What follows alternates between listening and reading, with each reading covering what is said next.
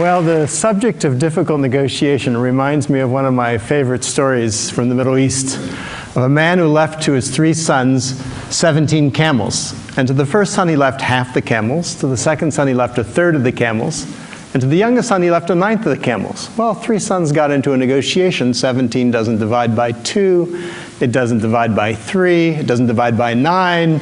Brotherly temper started to get strained. Finally, in desperation, they went and they consulted a wise old woman. The wise old woman thought about their problem for a long time, and finally she came back and said, well, I don't know if I can help you, but at least if you want, you can have my camel. So then they had 18 camels. The first son took his half of 18 is 9. The second son took his third, a third of 18 is 6. The youngest son took his ninth, a ninth of 18 is 2. You get 17. They had 1 camel left over.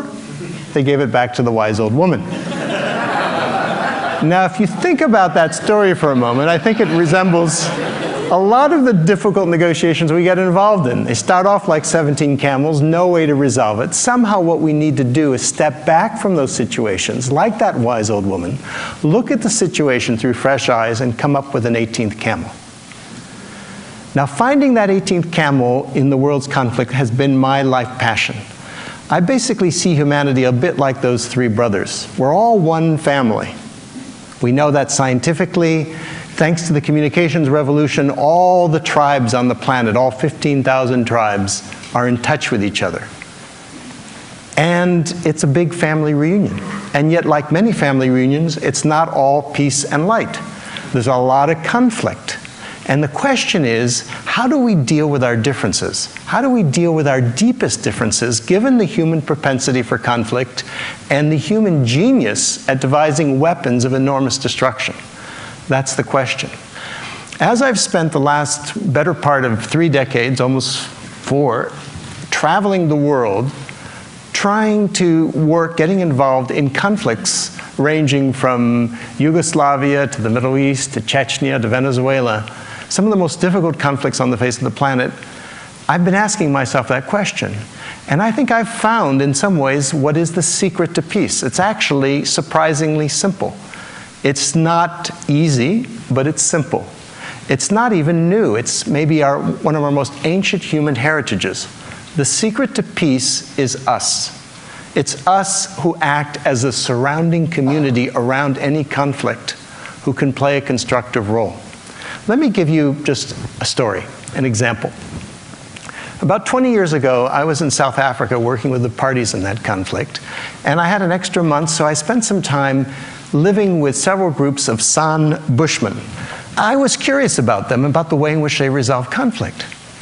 Because after all, within living memory, they were hunters and gatherers, living pretty much like our ancestors lived for maybe 99% of the human story. And all the men have these poison arrows that they use for hunting, absolutely fatal.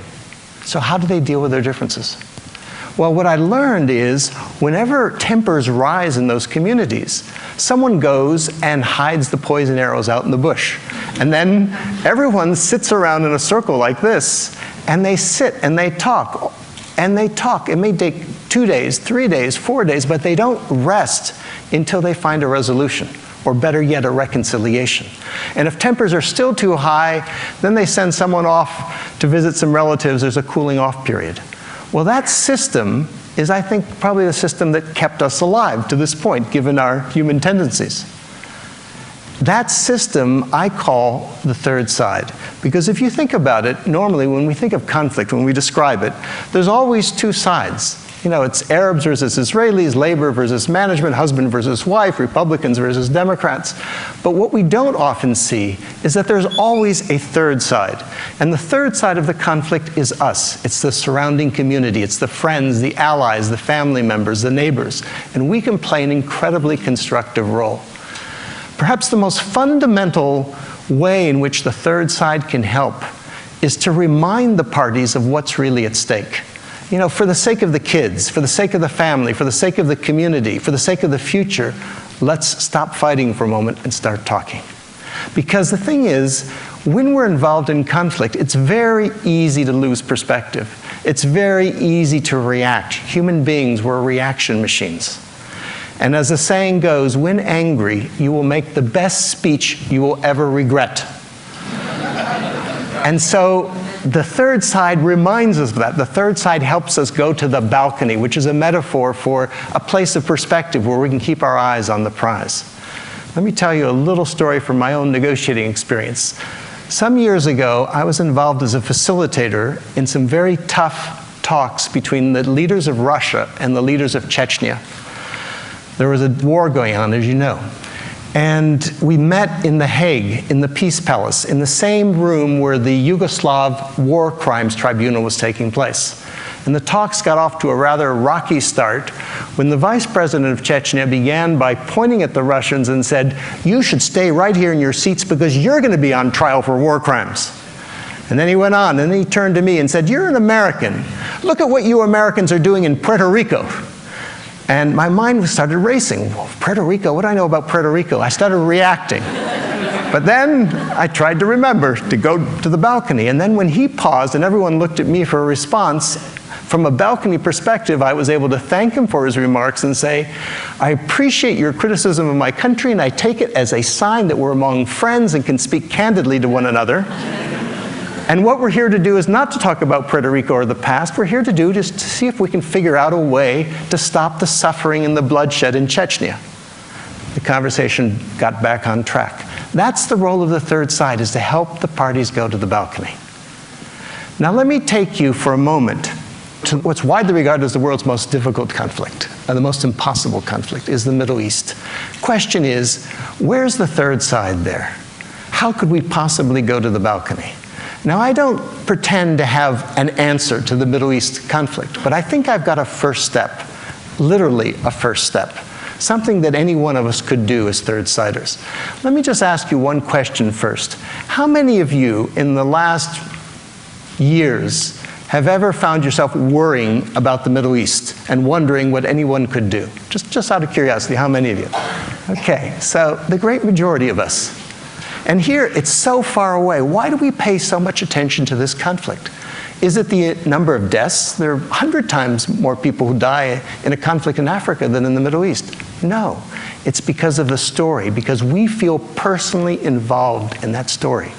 Whether we're Christians, Muslims, or Jews, religious or non-religious, we feel we have a personal stake in it. Stories matter. As an anthropologist, I know that. Stories are what we use to transmit knowledge, they give meaning to our lives. That's what we tell here at TED. We tell stories. Stories are the key. And so my question is yes, let's try and resolve the politics there in the Middle East, but let's also take a look at the story. Let's try to get at the root of what it's all about. Let's see if we can apply the third side to it. What would that mean? What is the story there? Now, as anthropologists, we know that every culture has an origin story. What's the origin story of the Middle East? In a phrase, it's 4,000 years ago, a man and his family walked across the Middle East, and the world has never been the same since. That man, of course, was Abraham. And what he stood for was unity, the unity of the family. He's the father of us all. But it's not just what he stood for, it's what his message was. His basic message was unity too, the interconnectedness of it all, the unity of it all. And his basic value was respect, was kindness towards strangers. That's what he's known for, is hospitality. So in that sense, he's the symbolic third side of the Middle East. He's the one who reminds us that we're all part of a greater whole. Now think about that for a moment. Today we face the scourge of terrorism. What is terrorism? Terrorism is basically taking an innocent stranger and treating them as an enemy whom you kill in order to create fear. What's the opposite of terrorism? It's taking an innocent stranger and treating them as a friend whom you welcome into your home in order to sow and create understanding or respect or love. So what if, then, you took the story of Abraham, which is a third side story. What if that could be actually because Abraham stands for hospitality. What if that could be an antidote to terrorism? What if that could be a vaccine against religious intolerance? How would you bring that story to life? Now, it's not enough just to tell a story. That's powerful. But people need to experience the story. They need to be able to live the story. How would you do that? And that was my thinking of, how would you do that? And that's what comes to the first step here. Because the simple way to do that is you go for a walk. You go for a walk in the footsteps of Abraham. You retrace the footsteps of Abraham. Because walking has a real power. You know, as an anthropologist, walking is what made us human. Walking, it's funny, when you walk side by side in the same common direction. Now, if I were to come to you face to face and come this close to you, you would feel threatened. But if I walk shoulder to shoulder, even touching shoulders, it's no problem. Who fights while they walk? That's why in negotiations often, when things get tough, people go for walks in the woods. So the idea came to me of, what about inspiring a path, a route? Think the Silk Route, think the Appalachian Trail that followed in the footsteps of Abraham. People said, that's crazy, you can't retrace the footsteps of Abraham, it's too insecure, you got to cross all these borders, it goes across 10 different countries in the Middle East because it unites them all. And so we studied the idea at Harvard, we did our due diligence, and then a few years ago, a group of us, about 25 of us from 10 different countries, decided to see if we could retrace the footsteps of Abraham, going from his original birthplace in the city of Urfa in southern Turkey, northern Mesopotamia. And we then took a bus and took some walks and went to Haran, where in the Bible he sets off on his journey. Then we crossed the border into Syria, went to Aleppo, which turns out is named after Abraham. We went to Damascus, which has a long history associated with Abraham. We then came to northern Jordan, to Jerusalem, which is all about Abraham, to Bethlehem, and finally to the place where he's buried in Hebron. So effectively, we went from womb to tomb. We showed it could be done. It was an amazing journey.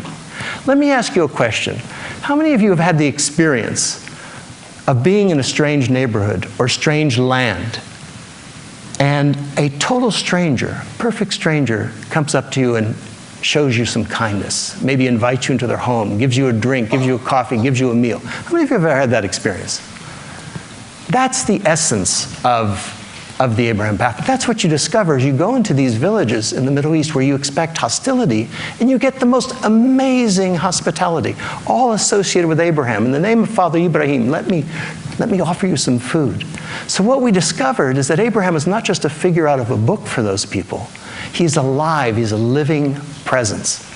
And to make a long story short, in the last couple of years now, thousands of people have begun to walk parts of the path of Abraham in the Middle East, enjoying the hospitality of the people there.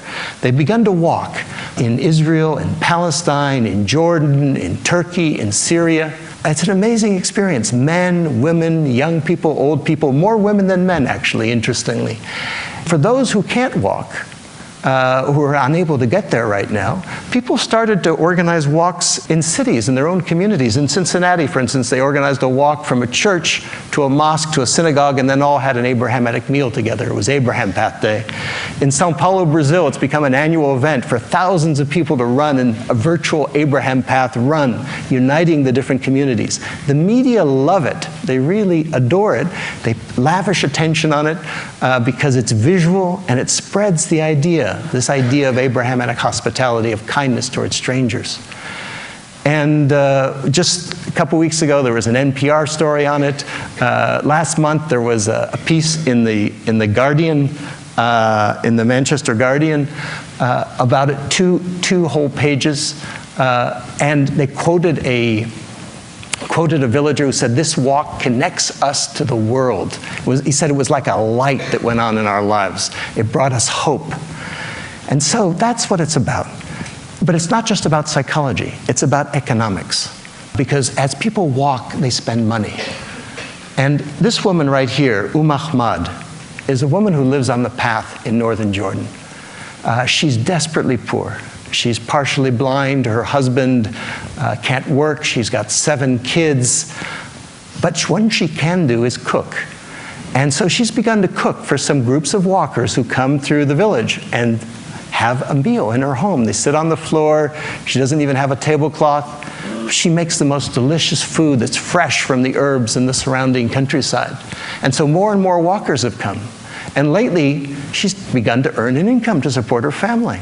And so she told our team there, she said, "You have made me visible in a village where people were once ashamed to look at me." That's the potential of the Abraham Path. There are literally hundreds of those kind of communities across the Middle East, across the path. The potential is basically to change the game. And to change the game, you have to change the frame, the way we see things. To change the frame from hostility to hospitality, from terrorism to tourism. And in that sense, the Abraham Path is a game changer. Let me just show you one thing. I have a little acorn here that I picked up while I was walking on the path earlier this year. Now, the acorn is associated with the oak tree, of course, grows into an oak tree, which is associated with Abraham. The path right now is like an acorn. It's still in its early phase. What would the oak tree look like? Well, I think back to my childhood, a good part of which I spent after being born here in Chicago, I spent in Europe.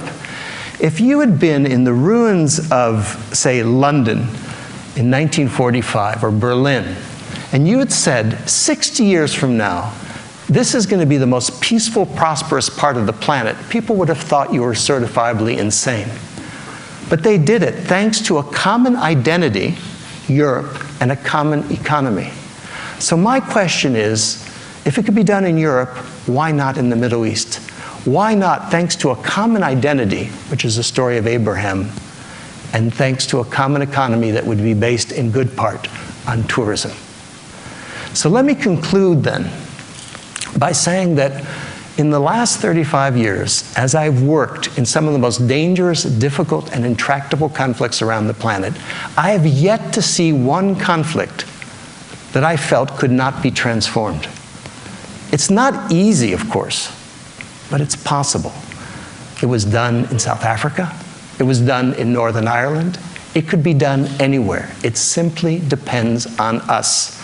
It depends on us taking the third side. So let me invite you to consider taking the third side, even as a very small step. We're about to take a break in a moment. Just go up to someone who's from a different culture, a different country, a different ethnicity, some difference, and engage them in a conversation. Listen to them. That's a third side act. That's walking Abraham's path. After a TED Talk, why not a TED Walk? So let me just leave you with three things. One is, the secret to peace is the third side. The third side is us. Each of us, with a single step, can take the world, can bring the world a step closer to peace. There's an old African proverb that goes, when spider webs unite, they can halt even the lion. If we're able to unite our third side webs of peace, we can even halt the lion of war. Thank you very much.